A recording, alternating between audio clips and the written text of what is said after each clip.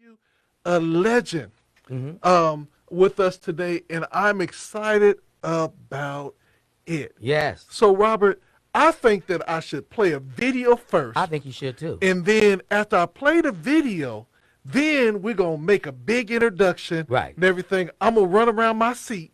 You gonna run around your My seat, not the room. Okay, finna the say, seat. oh, your seat. Okay. Did you feel Finna that? say there is a God somewhere. Oh, Hallelujah. see, I don't even know why you go. Don't come for me unless I send for you. Let me play this I video. come in peace today. Let me play this video right here. Okay. Y'all take a look at the screen.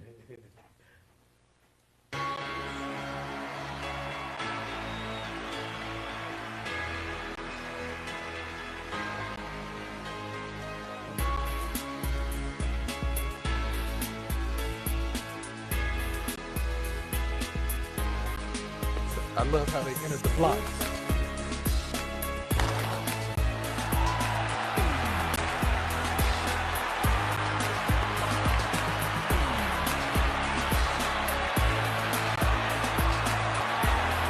It's all about that lean.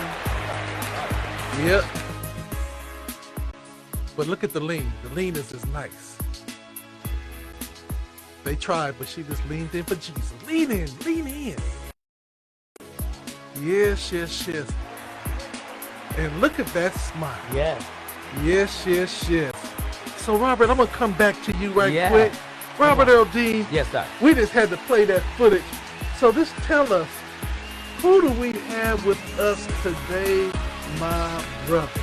Well, let me say this. She is San Diego royalty. Yes, yes. I remember as a junior high school, they call it middle school now, but Uh-huh. junior high school fella going to Mount Carmel High School to the CIF Track and Field Championships. And this young lady was on the rails walking up as you come into the stadium. Uh-huh. And me, I was starstruck. I was just, hi, Gail Devers. And she said, hi, how you doing? Was the nicest person, and that stuck with me all these years. Her kindness and her humbleness and her love for people. Yeah, I love the walk. The walk was, this, the walk, you know how they say, the men all pause? Yes. I love the walk.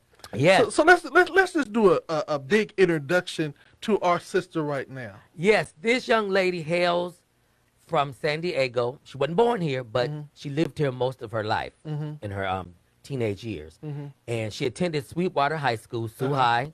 And this young lady, I think she stumbled onto track and field, but I said that it was God's purpose and plan for her life. A lot of times we don't plan things, but like I always say, God's will be done, and God's will is the best will. So we thank God that she followed God's path for her, and we are just so proud of her. This interview has been waiting for a while, but I wasn't going to give up Praise the until I Lord. got a yes. Yes, Hallelujah. yes. And so without further ado, y'all, we're just so excited.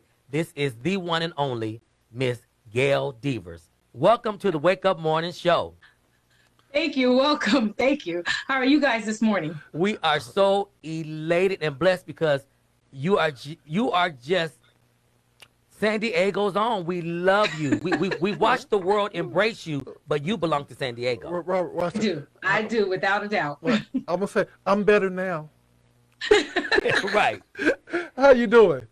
I'm great. Thank you guys for having me. It's an honor, and it's so befitting because I didn't even think about it when we got you that it'll be the leading up to the Olympics. Yes. And when you think of the Olympics, you think of Gail Devers. Yeah. I mean, one of our wonderful stories and testimonies to God's infinite power and God's infinite grace. That's your story. You're right. You are right. I am. I give all the praise to God. Like you said, some people say I stumble into it, but I always say that when God gives you a talent, you're supposed to utilize that talent, and if you utilize it, He'll bless you in other ways. And that's been my whole life and career. One of the things that, I've always known you as a church girl. Oh, You know what I'm yes. saying? Mount Airy. And PK. so, Yes. yeah, Yes. and we always used to, Bishop Blake, who was my cousin, I would always come over to see the Little Giant. as we call Pastor Pastor Wells. Wells, my Pastor God. And Wells. it was just always wonderful that, living in a city called San Diego, to literally have celebrities that you saw going to church and representing God and everything that they do. So I kind of just want to get a little bit of background story on you, knowing that you weren't born in San Diego. Let's talk about where you were born and how you got to San Diego. And then I want you to transition into how you got into track.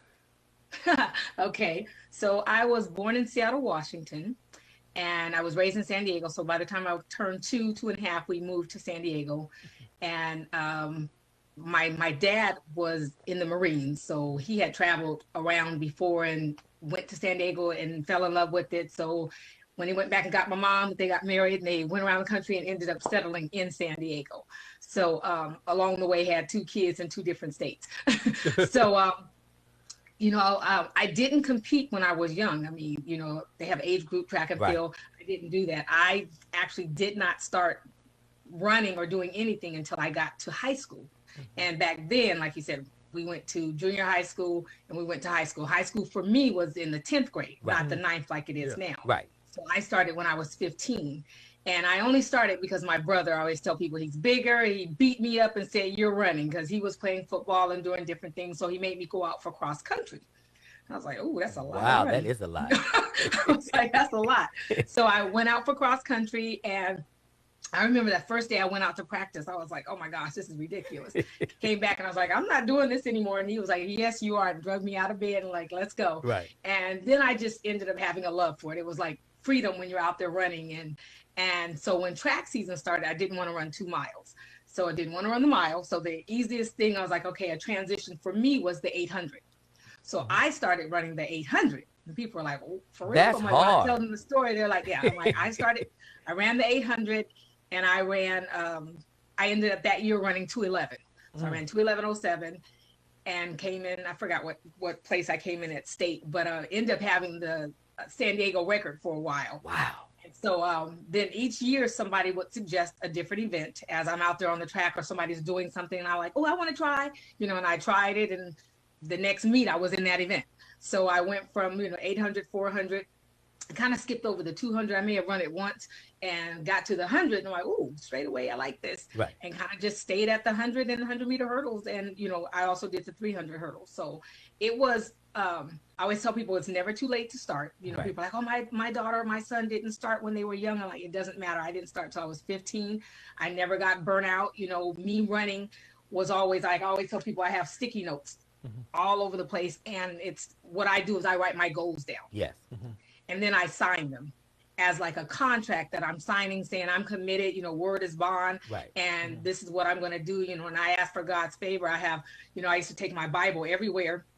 And I'm like, who highlights their own Bible? Like, in my little notes on Right. the side of just scriptures that meant something to me. Even like I wear this, and I can do all things through Christ who strengthens me. Yes. And so it's for me, it's little cues that I know that I've got God's favor. Yes. When I got in, people always talk about, "Oh my gosh, you look so focused and so mean on the starting line." Yep. And they asked me, "What were you thinking?" And I told them I was actually saying the Lord's Prayer. And in my prayer, I was asking God to, place my hands, my feet where he would have them to go. I'm just a vessel. I'm that soldier that I mounted up and I put on his armor. And as long as I do, I always tell people I have this guardian angel that rests on my shoulder. And as long as I live my life right, God is going to continue to bless me, regardless of what comes, comes in with illness, Right. injury. Right. That's a part of my journey. Right. It's funny because being a coach for 33 years, high school track coach, you started late considering because youth track is really the foundation, and I think it's great because kids are ready for the next jump, which is high school. Right. You started late, and I heard a rumor that you used to chase the bus home. Well, not really we got chased home, Okay. to be honest. So not really the bus. We got chased home. I didn't grow up rich. We couldn't take the bus Right. as far as like the city bus, Right. the RTD. Right. So we walked as a gang, Right. and kind of stayed as this group.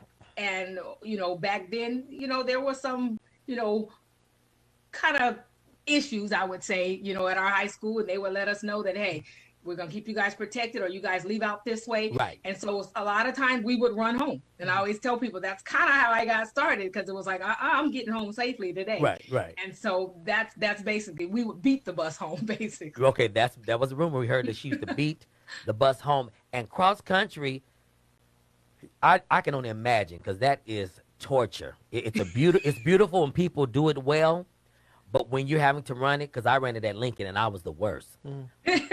But it prepared you for when track started. You had a foundation for your various races because of the overtraining.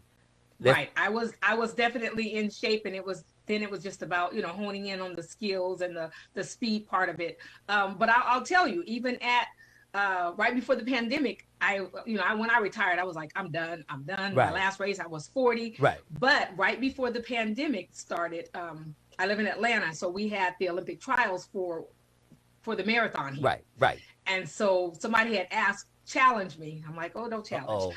Challenge me to see if I would, help people basically get from the couch and start working out, doing something. And I was like, okay, we can do like a community thing. I'm thinking it was going to be like, 3 miles, 2 miles. They asked me to run a half marathon. I was like, a half marathon? That's 13.1 miles. You guys have lost your mind. Wow. But I started training, and it it's like riding a bicycle, like they say, you don't forget. I mean, so I got back into like, okay, this feels good to get out there and just kind of run. And I was asking, okay, so what's a good time for somebody my age, 54, 53 at that time. Right. They're like, oh, 2:30 would be good. I'm like, 2 hours on the road? That made my heart hurt. Right. But I ended up running 1:53. So I was like, okay. And even with that, I wasn't pleased, because I kept waiting, because they were like, don't go out too fast, you're a sprinter. Right. And I went out slower than I wanted to. And I said, if I ever did it again, but I don't have to, it's already checked off my box. Right. So I would know how to run it. But, I like challenges. And I think, age is just a number. And it's a matter of what you believe and how willing you are, and, to work at it. Right. To get those accomplishments. She smashed it. Yeah. So one of the things that I'm very interested in from your perspective is that, when we see your victory, we see the glamour. We loved everything that represented you. No matter if you live in Atlanta, we know that your heart is in San Diego. Praise the Lord. Right. Tell us when that trial came, and that you had to deal with a health battle.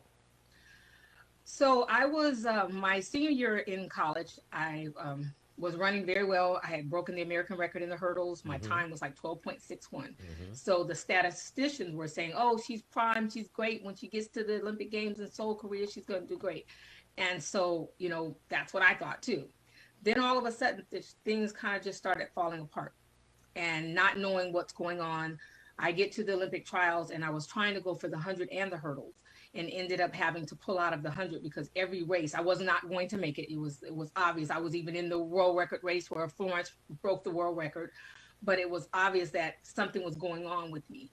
And so I always tell people, I made the hurdles by the grace of God. Wow. It was easier for me to make that team than the 100 at that time, but that was truly not me. And I got to Seoul, and it's like the bottom fell out. Wow. I ran slower than the first time I ran from when I started running. Wow. In high school. Wow. There was a problem. I did not make it to the finals, and the silver medal time was 12.61. So had I just run what I had run a couple months prior to that, I would have been a silver medalist. Wow. Or better, because I would have had, the world competition. And so I went home, because there were no answers. And I think as an athlete, you know your body, you depend on your body. Now my body's letting me down. Right. I started losing weight, and I don't know how much weight I started to lose, or how much weight, I bottomed out at, because at a certain point I stopped looking at the scale. Wow. The last scale I got on, it was 2 scales. One said 79 pounds, one said 8.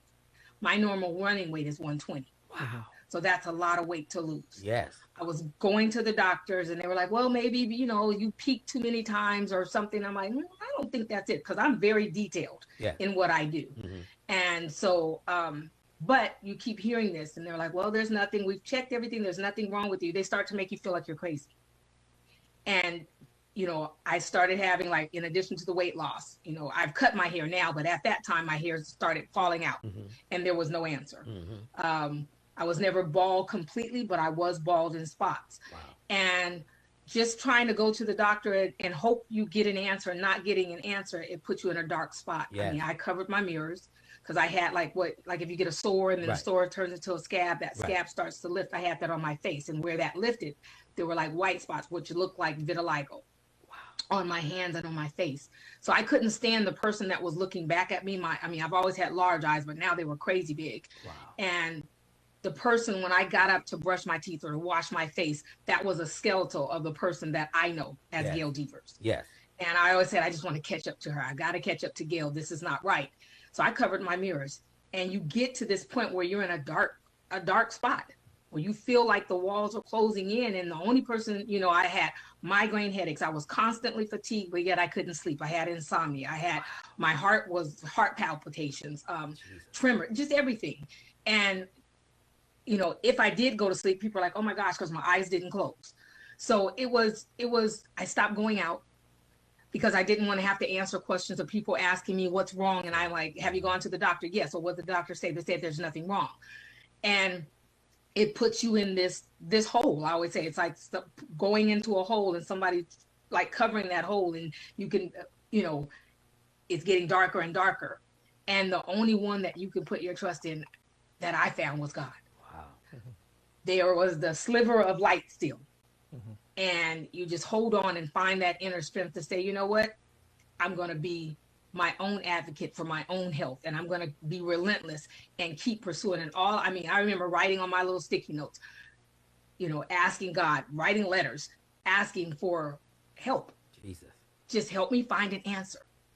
If it's meant for me to move on and do something else, I'll do that. I wrote a resignation letter. I gave it to my coach. He said, we're not taking this. I don't know what this is, but we're going to figure this out. Wow. And thank goodness, that's what happened. And this was 2.5 years now. 2.5 years later from the time that I came back from Seoul, Korea, that I had to come to UCLA for something, walked into the athletic department, and our team physician, who used to be there when I was an athlete there, saw me and said, hold on. I was like, oh my gosh, here we go. I don't want to have to answer questions from her. Now she's going to ask me what's wrong. So I waited till she was done. She comes over, we hug. I'm thinking we're getting ready to catch up on old times. She takes out her stethoscope and she starts examining me. And I'm like, oh my goodness. And she says, I don't want to alarm you, Gail, but I think you have a very serious problem with your thyroid. I had never heard of a thyroid. I didn't know what it was.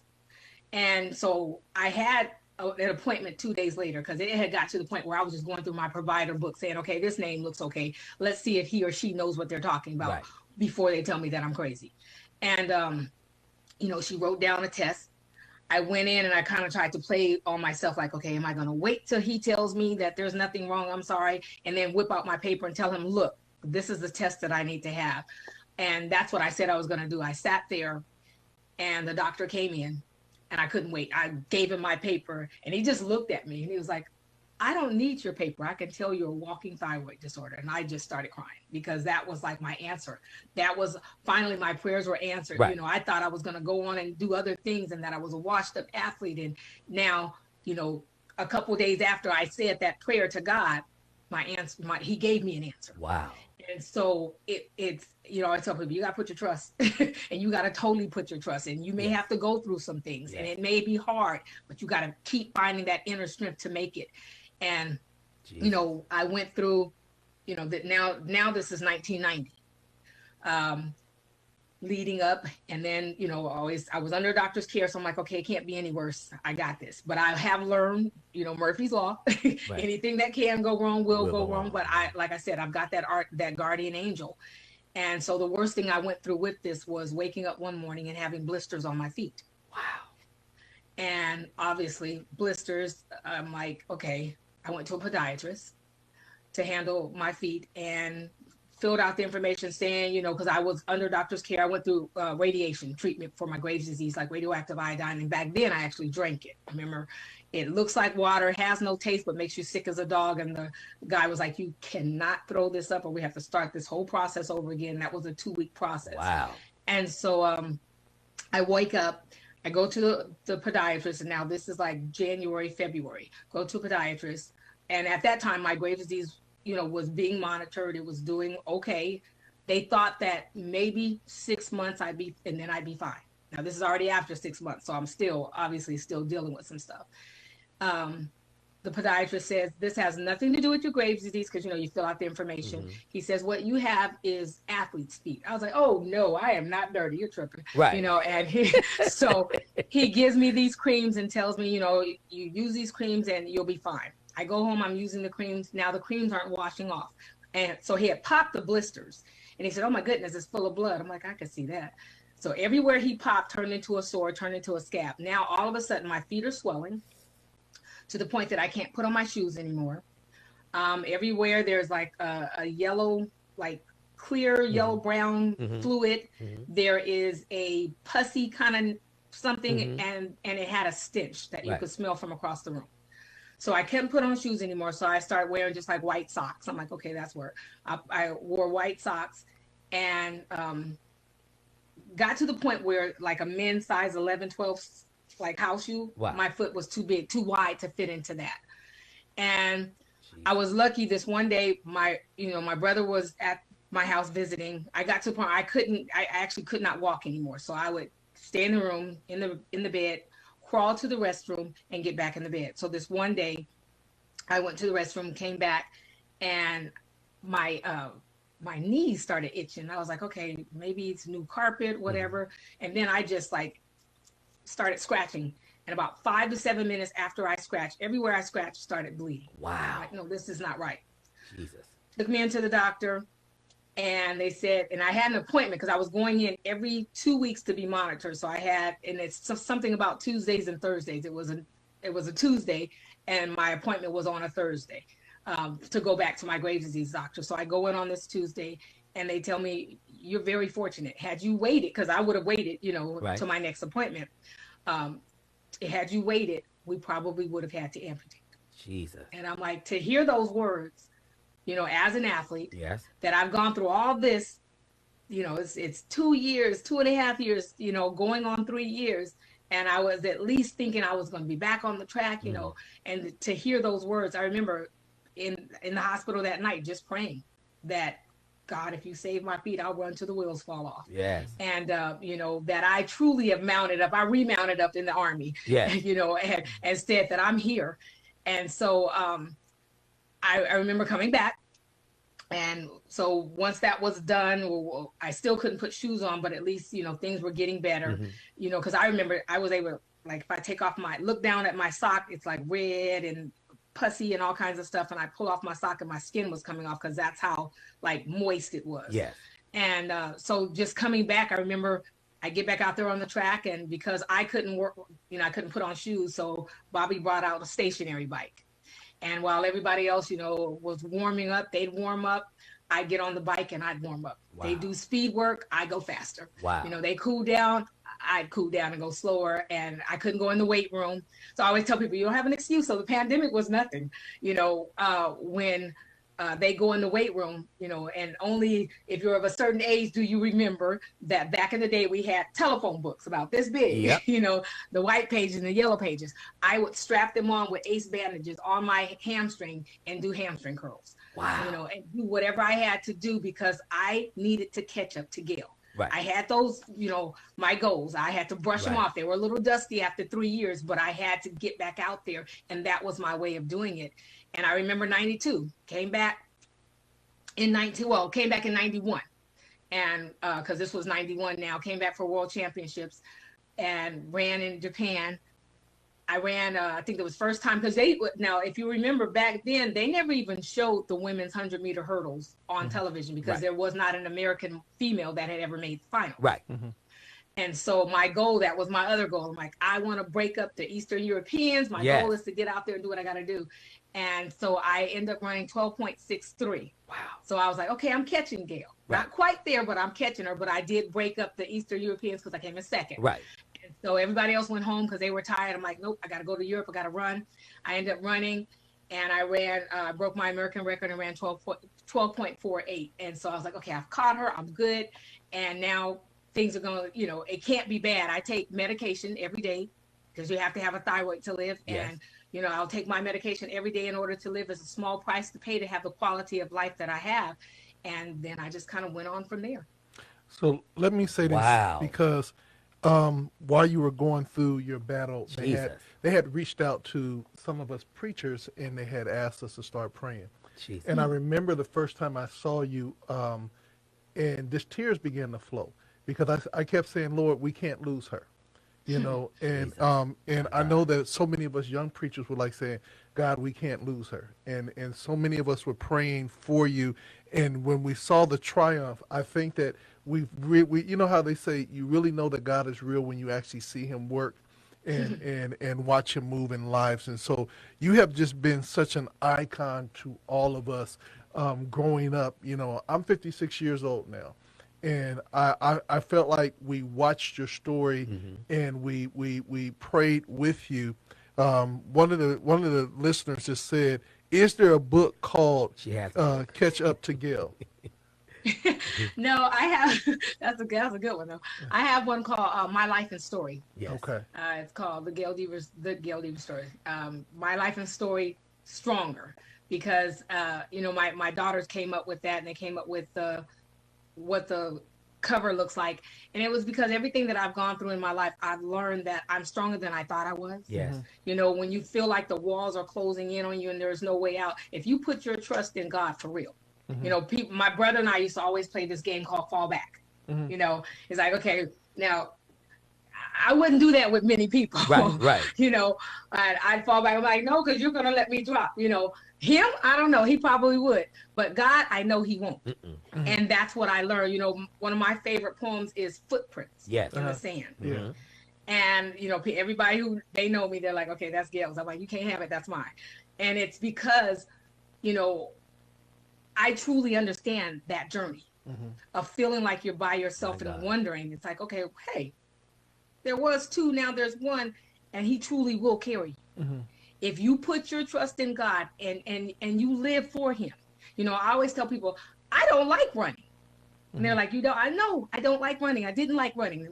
But I do it because it's a talent that he gave me. Yes. And I do understand that, my journey in life and the things that happen to me in life are my testimony to other people of the power of God and what he can do for you if you would let go and let God. Come on.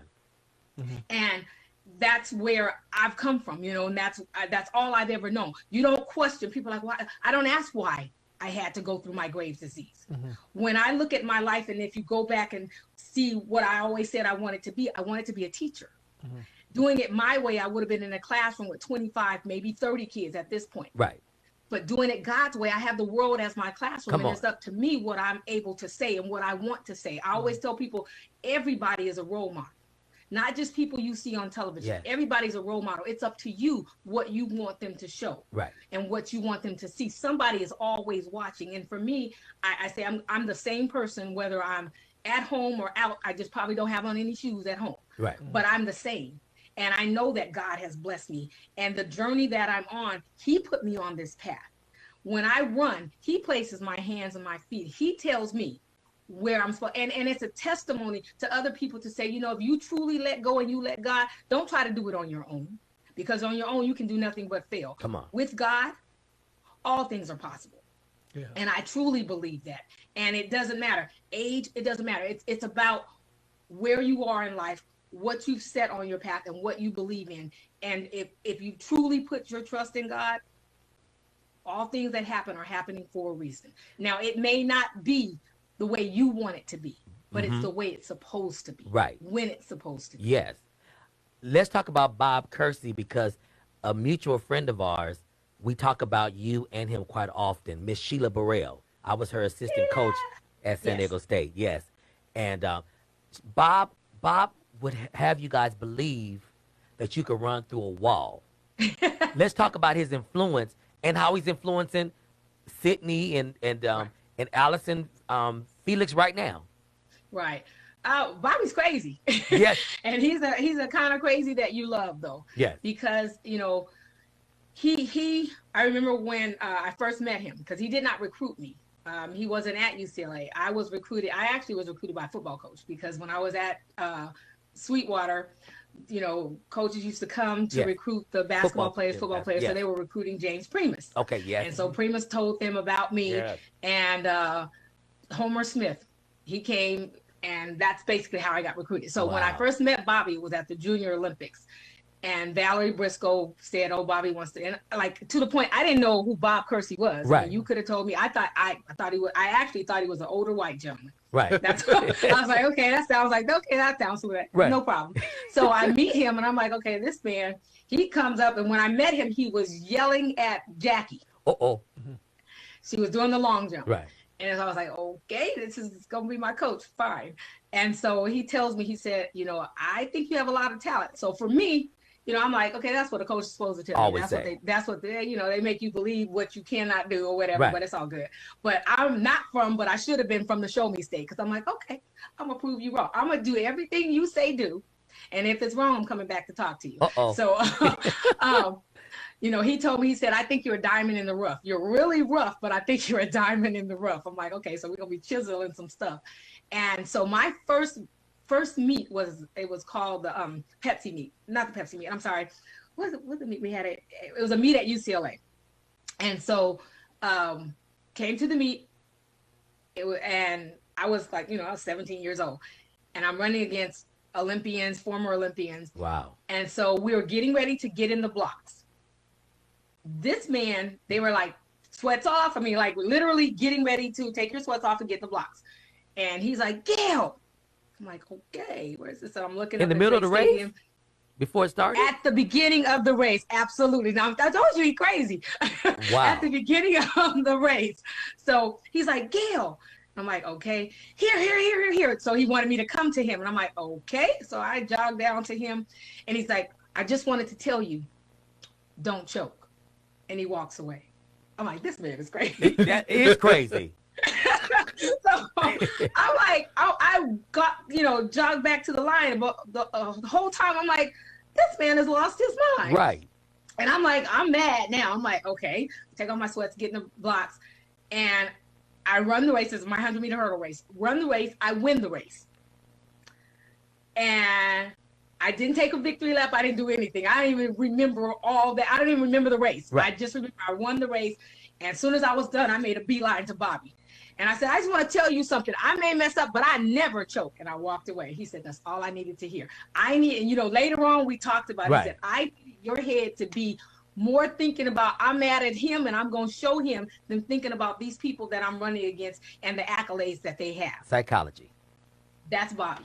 So, with Sydney, like I keep telling people, I said, you guys look for the world record to fall again. Mm-hmm. And don't sleep on Allison. I know her coach. I know their coach. Yes. And I know how they train. Yes. And there's going to be some exciting things coming into, the Olympic Games. Sheila's right. Sheila knows we used to do crazy stuff. I remember doing, he was trying to get me to understand what he needed me to feel on the curve. And I'm like, I don't run the 200, so it really don't matter. He went, yes, I need you to understand. I need you to feel the whip, because Valerie used to always talk about the whip. I'm like, I'm not felt a whip ever. Right. He's like, okay. He put on skates, had me come off the blocks on the curve, and said, I better not let him beat me off the curve. I'm like, but I'm giving you an edge. I'm like, so I did feel a whip that time, because I was like, he's not going to beat me. Because he said, if so, we had to do something else. Right. So he's innovative. Yes, he is. And that's what we call a little bit crazy. So, but he's a great coach. Well, look at success. Look at the success. Look at all the Olympians, and he started at Northridge. He wasn't always at UCLA, so he had a foundation to build. People don't know his history. He didn't start with the big name school. Mm-hmm. He started, and Bobby, his history. What Bobby always wanted to do, he looked at the state of women's track and field. Yes. In the 80s, and we weren't there. It was some other way. We were dominated by the Eastern Europeans, and ma'am. he wanted to change the narrative. And so he is the right way. Study it. He wanted to do it the right way. Right. He studied and figured it out how to perfect, getting athletes to their best, females to their best. And you see, I mean, he's coached me, and he had, Andre Phillips, 400-meter hurdler, Greg Foster, he's had several athletes as men, but in women, that's where he wanted to make his mark, and he has. And he really has. He's one of the best ever. So let me ask you this question. We're going to go to the Olympics eventually, but I want to now talk about, you keep on talking about these two jewels of daughters that you have. Let's talk about them, and as a mother, and what's going on in your young people's life? I won gold medals, but my platinum medals are my daughters. I always tell people Carson, and she always let you know it's Karsen. Right. So Carson just turned 16. Wow. So, yes. Oh my gosh. So now it's about that, getting my license and all that. I'm like, oh my goodness, cool it. Pump the brakes. Right. So, they're just growing up. And then Legacy is 13 now. So she's finishing up her middle school. And so throughout, Carson has always been like school. That's what my kids are about. And I always told them, until you graduate, you either have to have a job or you have to go to school. Old school. That's old school teaching. Yes. And so Legacy does, they both did, when they were young, some acting and stuff. Legacy did it more so. So she's like, well, I go to school and I have a job. I'm like, you do. So you're good. Right. Keep it up. Right. And so Carson has just, she's never missed a day of school. Wow. And, now she's going into the 11th grade, and she's always been, like people are like, oh, do you have a parent portal? No, I don't have a parent portal. I'm trying to keep her off of it. Right. She's on her grade. She's, all A's, never anything less than an A, throughout her whole career from kindergarten. And so we just knew, what she wants to do. She's really steadfast, and this is what I'm going to do. She's detailed. So when she got to 9th grade, she comes home and she says, oh, I need you to sign this paper. I'm like, for what? She said, I'm going out for football. I'm like, girl, go sit down somewhere. I'm like, you're the laziest kid in America. Go sit down. And she's like, no. I want to go out for football. So she knew that I didn't start till I was 15 sports. So she told me, I got to start at 14. Like, okay, so right. He's got to beat me. She's trying to beat you. So I was like, okay. I said, football. She said, well, it's flag football. She said, I could play with the boys, but, I was like, okay, go on, Carson. So I signed it. I said, make sure that your coaches know you have no clue what you're doing. You don't even know anything about sports. Right. People always find that they're like, but that's your daughter. I'm like, I never push my kids to do anything but school. Right. That will be pushed to. Right. I never taught them how to jog, how to do anything. So she knows nothing. In fact, they didn't like sports. When my husband would watch sports and they walk through the room, they go, achoo, Daddy, we're allergic to that channel. Turn it. Right. Like, so they knew nothing about sports. So when she goes out to the team, I loved her flag football coaches because they took her under their wings and they understood. No, she really doesn't have a clue. To the point that she was like, so we have innings. I'm like, it's football, it's quarters. Right. Like, they're not innings. She didn't know. She didn't know. She didn't. I mean, she really did. To the point, she still don't know how to bound or do any of that. Right. My mama hit a home run. Yeah, exactly. Exactly. But, she just started figuring out who I was when she got to school, though, because, Black History Month or whatever, people would do stuff. So I guess she said she went out for football and they said, okay, I want everybody to just run and then turn around. I'm going to throw the ball. She said, okay, I know he didn't want me to run through the fence. I don't run through the fence. So she got to the fence first and she turned around. She said, and the ball wasn't there. And I was like, okay. He's like, oh. So they started asking her, does she run other sports or does she play other sports? It's like, no, I'm thinking about maybe track, but I don't know. So she had a great season. She was an up-and-coming freshman for football because they taught her. Right. She was like, they made her play D-line. And she was like, why am I on this? I mean, at that point, she's probably 70-something pounds. I think she might be 80 now. Right. So she's a little itty-bitty thing. I said, it's because you're quick. Yes, all you got to do is just what's going on, She's like, okay. So then she wanted to play offense this year. I said, we got to learn how to catch because you can't catch. This doesn't do it. Right. So she worked on it. This year she played offense and defense and loved it. That's her favorite sport. They recruited her she plays 3 sports now. She went from nothing to 3 sports. She's lacrosse, track, and flag football. She loves flag football. I mean, to the point that I'm like, I got to figure out how to get it in more schools. I think there's 15 NAIA schools right now that offer scholarships. But I watch these kids and I watch them Some of them are meek and shy. They get out on that field And it and be they tough. turn into beast mode, and Yes, it is awesome to see. that is. It really is awesome. And so they just played a tournament, and she got MVP of the tournament, Wow. and so these guys put her clip on their site, watching her. I mean, because she just outran and juked. You know, she loves that. I saw it She said, too. that's what I like. I saw it Oh, too. you saw it? Yes, it was Yeah. amazing. I mean, and she just loves this. And it was pouring down rain. I was like, I saw your foot slip. She said, I know. I just had to keep going. I was like, so she's that's her She sport. sound like you. Legacy said she will play once she gets maybe. They said, well, what they said, she ran for track. And after her first day, we didn't think she was coming back. Because she was like, you crazy to have stayed out there that many years. She said, I felt like my guts were going to come out. You know, right. I'm like, it takes a interesting person to do it, but Yes, I mean, it does. she's learning track. She Right. doesn't know it. You can Right. tell she doesn't know it. Right. She's learning it. You know, she said, okay, I got to figure out my block starts. I said, yeah, you got to figure out the block starts. Because her first race, she kept her head down the whole time. The whole I was race? like, the whole race. Oh my God. I was like, Kirsten, you can't. She said, what I thought, you know, I'm like, Dry phase. They're phases, girl. Right. We got that. Right. So, but she's learning. Right. She's learning right Right. now. She's at like 12, 11. But that's what a mess up. If she knew how to start and she knew how to finish, she would That's do 11. something. That's 11s. Yeah, So- that's what I said. I said, Wow. but I don't tell her because I don't want her to know times. I Right. just want her to get out there and run. Yeah, You execute. know, and she plays lacrosse, so she loves it. And Legacy's coming up and watching her, and Legacy's like the mother of all of us. She's all of our mom. Right. He keeps us all sane. But I mean, I love being a mom. Yes. I don't miss track and field. Uh-huh. You know, people are like, do you miss it? Nope. The only thing I like hearing now is that they call me mom. They don't call me mom. I'm mom. I'm like, you guys are not from Europe. I was Right. like, so they call me mom. So that's the word I love hearing every day. And then watching them, we have a great relationship. You know, every nighttime we sit and we have our girl talk and talk about what's going on. Because now it's like high school and Yes. all these things happening Yes. and stuff. So I love that we still have that same relationship that we had when we were younger.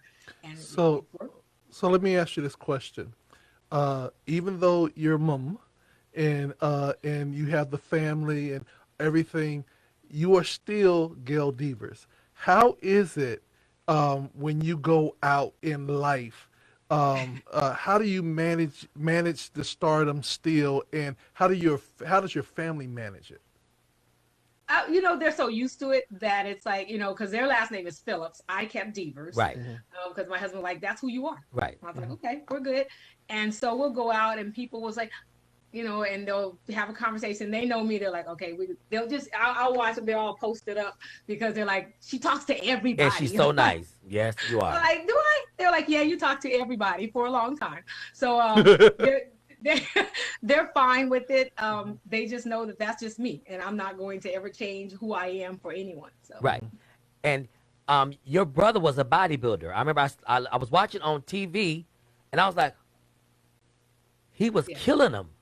yeah, he always wanted us. He was like, you should do doubles with me because we were like built the same. I'm Yes. just a smaller version. Yes. I was like, it's not gonna happen. You're not gonna see me out there with no clothes on. Right, So right, I do it enough in track and field, but I can go fast and get out of it. You stand there and pose. Right, So, right. Yeah. So let me ask you this question: when it comes to fashion and track and style, That was the nails. you had a lot of fashion, and like I said, and we loved the walk. So so my question to you is, what got you into the fashion, and then what do you think about the fashion of today and the outfits of track today? You know what?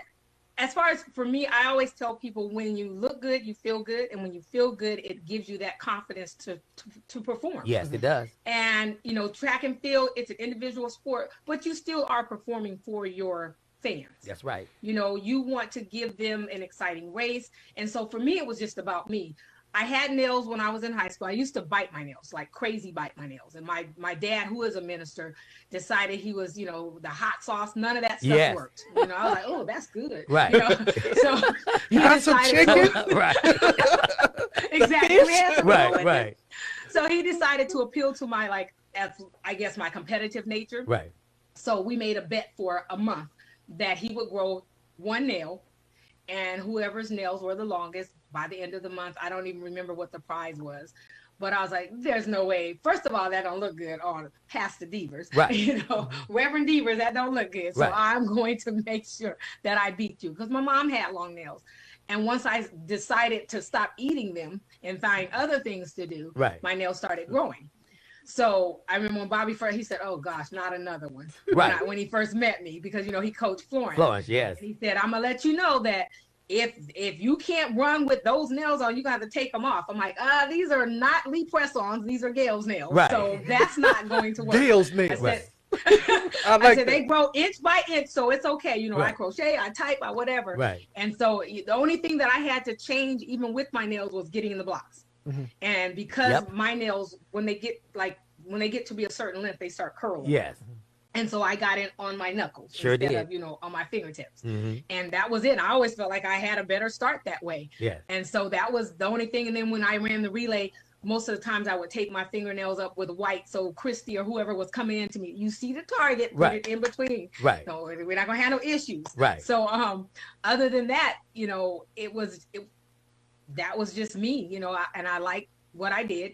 I never really wore my hair out because I had issues. So I always wore it up in a ponytail. Mm-hmm. And at the very on the line, I would take the back off, only because when I came through the finish line, if my hair whipped, I knew that I finished across the finish line. Right. So I love, watching the young athletes, and everybody has their own style. Right. And it's whatever makes you and Right. makes you perform. I think it's great. What I really love about these young ones is that they are beast mode. They don't care. And that's what I love. They could care less if you are the veteran. They're They trying don't. to send you to a retirement Come party. on. Come on. So- And you know what? It's contributed to youth track and field, because these young people, these kids are running like crazy in the USA. People talk about Jamaica for sprints, but the USA has a lineage right now that is second to none. Yes, they're running fast. Like And fast. it's awesome to watch, because I'm into it now, so I travel around and kind of watch just to support different track clubs and stuff like that here. And I love watching these kids run. I'm like, how old are you, baby? Right. And they're like, I'm like, you just ran that in the 400? Right. Oh my gosh. So it's awesome. And you coached a hurdler one time. I did. I've coached some sprints and hurdlers. You know what I did most of my work with? Football players. So it's funny that Carson likes flag football, because I did a lot of work with, guys coming out of college getting ready for the combine. Yes. And there's still a couple of them in the Pro. league now, but just to be a part of it. And I always think my life is about service. Yes. And so if I can do something, or if the knowledge that I have, because the basics of all sports is running. So if you learn how to run right and don't fight physics, you'll be better. It's funny because you and Sheila Burrell have such similar spirits and personalities. That's my girl. I mean, you both love the Lord. You both are people's persons, because I've traveled with her and seen the impact of people stopping her all the time and all that stuff too. But you impart into others. You're so giving and nurturing. I see it in both of you. And I remember years ago, you were at her track camp that she had at the Olympic Training Center with another Bruin, Monique Henderson, which is one Yep. of our San Diego dolls. Yes. And I want to thank you personally for what you did for my cousin Tynesha Majors at Sweetwater. She was the recipient of the Gail Devers Scholarship. And I remember when she went to Long Beach State, they were giving her problems with getting the money. And you were in Europe competing. And you were like, don't make me have to come back and take care of this, because I will. And they were like, no, you need to stay there and run. But you were so That sounds like me. committed in being a blessing to her, to my first cousin. No, that's what you're supposed to do. You're supposed to, what distinguishes us is access and opportunity. And, no one, I don't care how successful they are, if they were truthful, no one got to be where they are by themselves. There was a team around them, somebody that was, lending support, or, in track and field as a coach, or being a mentor, whatever. And success means that you just have to be able to do your 100% effort. So everybody has to do their part to help make sure people are where they need to be so they can realize their goals. Okay, Wow. so here's my lifestyle Wow. of the Miss Devers. My question to you is, what is your favorite meal? Ooh, Okay, favorite meal. I'm not a big eater. Okay, so let me think. I love vegetables, all vegetables. Hmm. Oh, you know what? Uh, grilled salmon with sautéed spinach Hmm. and maybe mashed potatoes, I guess. Okay. Or it could just be the vegetables and meat. Okay. So let me ask you this question. We need you to come at some point back to San Diego with the whole family. I Robert Earl and me personally gonna get your favorite meal together, but we would love to have you in person with the whole family because we want to meet the whole clan. Yeah, So it's a clan. yeah, I've met them all. yeah. I met her husband and her two daughters, but they were younger then. See, Oh yeah. you always got to one up me. I'm Oh, trying to that's get not her one to up. come. Okay, why you got No, to do that? I We was got just being a company. part of the conversation, and Oh, okay, it okay. struck that I've met them. praise the I have Lord. pictures with her and I. Praise the Lord. Okay, let me go back to church. Yeah, Okay. I'm sorry. No, we would love to have you come through again when you have time. One of the things that what we're trying to push is that a lot of times everybody's onto the new, but they forget about the legacies and the people that have brought us to the point. Yes. And so we're doing a whole big push on people and legacy. And when we talk about legacy in the Christian community, a lot of time people only think about the music, but they don't think about the forerunners in sports and in business Yes, and all everything kind else. of things. And so what we do here at the Wake Up Morning Show is to interview everybody. Yes. So that our young people will realize that one, you can love the Lord. Number one, two, you could be as gorgeous as you want to be. Doesn't mean life is going to be perfect, that you're not going to go through any trials and tribulation, but there's a victorious story as long as you keep God first in your life. So I personally want to applaud you. You know, even I met you probably once or twice, and you were like, "Hi, how you doing?" And, you know, that was the extent of our relationship. You know, but the one thing that I always loved about you is that you never ever gave up, and that was a motivation to so many people. Yes. You, like they say, greater work shall you do. Your works in which by you just living out your assignment literally did greater works. Yes. And so many people were blessed by that. So I applaud you and want you to know that you always have a home, This is San Okay, Diego's own. you know, here. I have one more so question. If you had a okay. dream relay team that you were part of, they could be dead or alive, who would the other three be? And you can't pick me because I run You run for Jesus. No, I run the I run the 8 inches, and my 8 inches is woo. I'm so quick off the block in the 8 inches. Woo, Right. 8 inches. Okay, and this all female? Okay, let's do an all-female one, and then you do an all-male one that you would coach. Okay, female. Gosh. Ooh. Florence, Yep. Evelyn. Gosh, there are too many people. You gotta make me pick somebody else. Let me think. I'm going with my old school. I'm going with, you said I'm on the relay, so it's me, Wyoming, Evelyn, and Florence. Okay. Okay. No, sorry, wait, I gotta take that back. I don't want to be on the relay. I want it to be Okay. Wilma, I knew it. I knew you was gonna say Wyoming, that. Florence, and Evelyn. Yeah. I'm fifth in line because those are the people who have I got gotten chill the, bumps. Olympic 100 meters. I got chill bumps. And Wyoming, you guys, was from the famous Tennessee State Tiger Bells. Tiger Coach Bell. Temple got through Sheila Burrell. I had a chance to meet the Coach Ed Temple. He's awesome. Many of you don't know it, but this gentleman, may rest in peace, he died a couple years ago, was the Tennessee State Tiger Bells' famous coach. He would have runners, their whole relay team would make the U.S. Olympic relay team. Yes. Yes. And like she said, she's the only second person to Wyoming to win back-to-back Olympic 100-meter titles. So she's in a rare breed, and now Shelly Ann, only 3 women in history have ever came back and defended their title. So when she says Wyoming and Wilma, this is a famous Tennessee Tiger Bells where Chris White's daughter went. Yeah. Chandra Cheeseborough is now the Yep. head coach. Jeez. But that relay, have you talked to Evelyn Ashford? How is I she have doing? not. I have not talked to Evelyn. It's been a minute. And these are all legends. That relay team you named, they would have broke the world record. Oh, absolutely, absolutely. Easily. Okay. And for nothing else but that they have heart. Yeah. Oh God. They run with heart. Oh God, I they can mean, play. because all of them have gone through some things. So Yes. yeah, Yes. yes. Now, what about your men's team that you would coach? Oh, that's a hard one. That's hard. Oh gosh, wait a minute. I put myself out there and I can't think. Carl. Yes. I'm trying to go through. Je- I'm gonna go back to. Ooh, Jesse Owens. yeah. You know I was going there.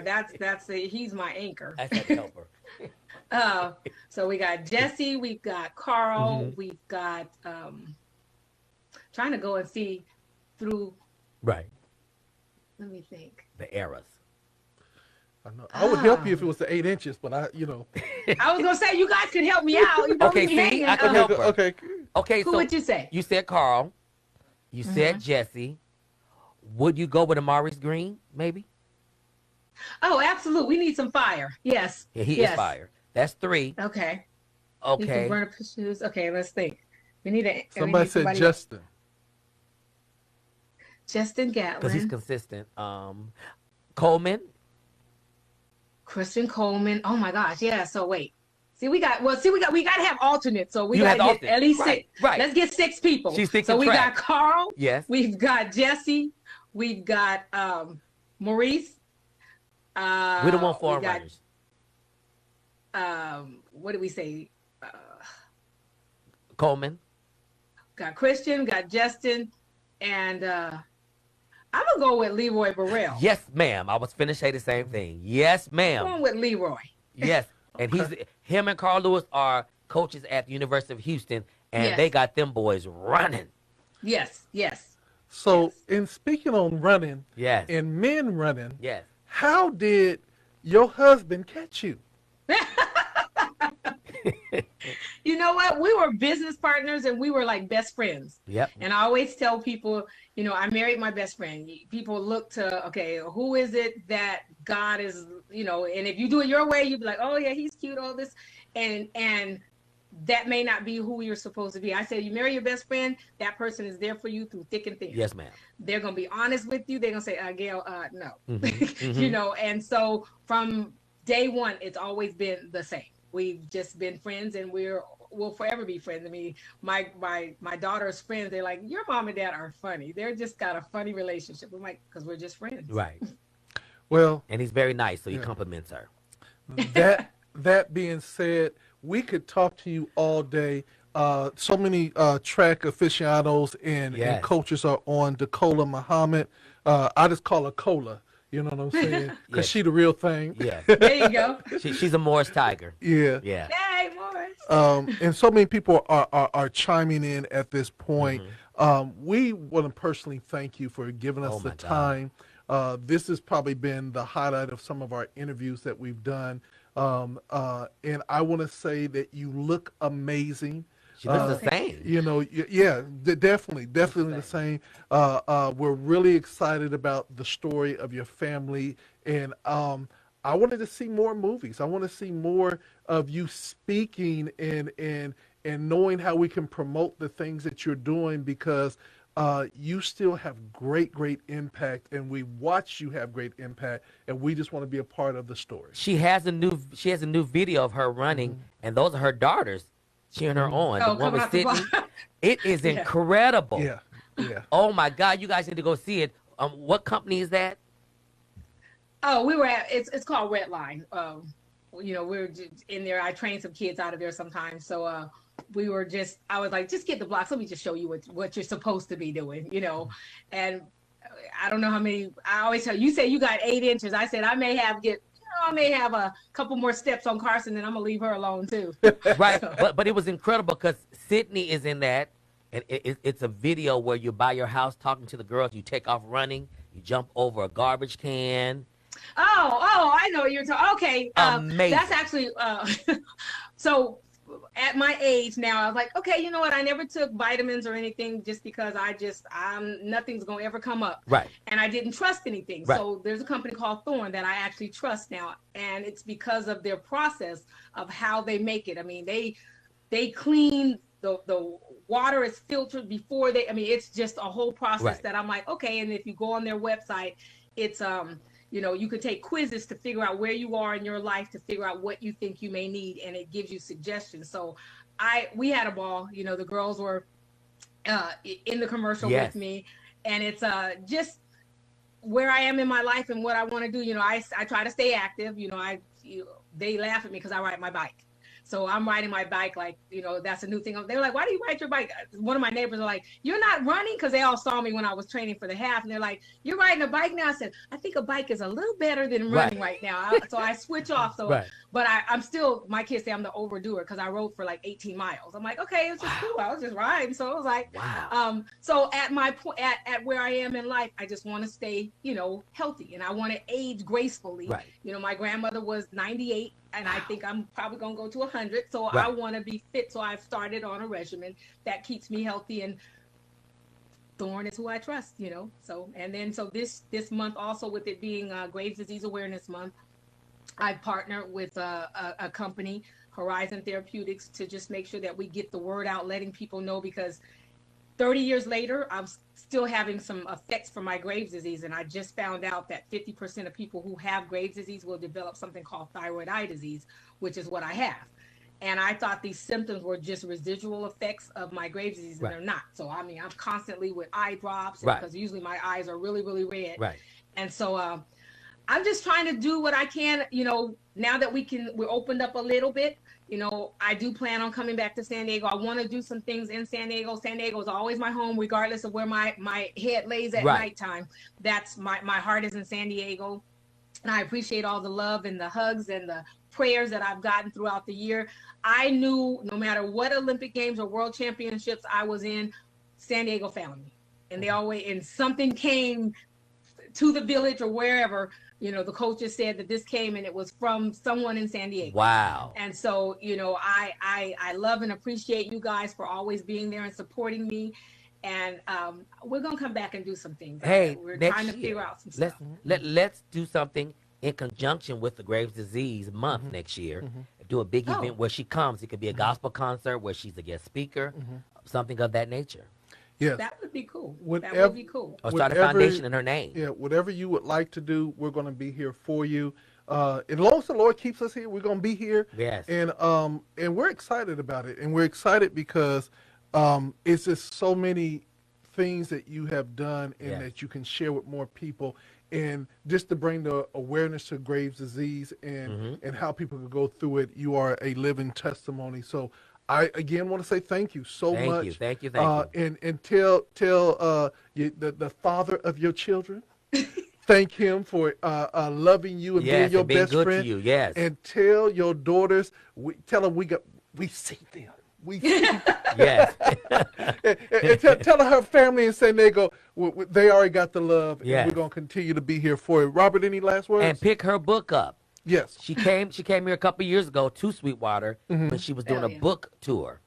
And hey, that might be something to revisit as well. We could bring her books back out, and when she gets here, we get the sign that we do the We signature. do a signing. We've done them here before. Yeah, so we do all of that. Yeah. You know, because we need her to make more and We more want her and to more. be millionaire. We want her to be in that billionaire status. Yes, sir. So we said we know a billionaire. God said we could. Yes, praise Yes. the Lord. The wealth of the wicked is stored for the righteous. Say that. Preach Yes. on, preacher. Yes, okay. Oh gosh, Okay. I love you guys. You guys are Thank awesome. you. Thank you so much.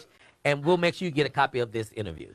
All And right. Well, thank you for having me on, and thank you all your listeners for tuning in, so we wouldn't be on the radio by ourselves this morning. Love and appreciate you guys so much. And what's the name of the book again? My Life and Story Stronger, Gail Deepers. My Life and Story Stronger, you guys. Gail Devers. and I got to play this one and send her out. Come on, Jacqueline.